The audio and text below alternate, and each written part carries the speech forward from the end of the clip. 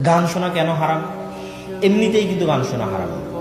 আসলে গান শোনা অন্য আরেকটা কারণে হারাম। গানের নিজের কারণে গান শোনা হারাম এটা না। কেন গান শোনা হারাম? গান অবৈধ সম্পর্ককে প্রমোট করে। তাহলে যে গান শুনবে তার মধ্যে অবৈধ সম্পর্কের আগ্রহ তৈরি হবে।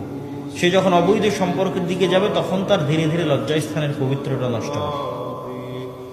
ওই মাকসাদটাকে ঠিক রাখার জন্য কত পূর্বে গান শোনাকে হারাম করা হয়েছে। পর্দার কারণে পর্দা জরুরি এটা না।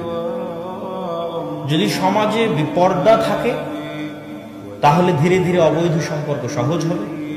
অবৈধ সম্পর্ক সহজ হলে লজ্জাস্থানের হেফাজত থাকবে না, নষ্ট হয়ে যাবে। ফলত লজ্জাস্থানের পবিত্রতাকে রক্ষা করার জন্য অনেক আগে পূর্ব থেকে পর্দার বিধান দেওয়া আছে, যেন পরকের ধারে কাছে নিকটেও যেন মানুষ না যায়।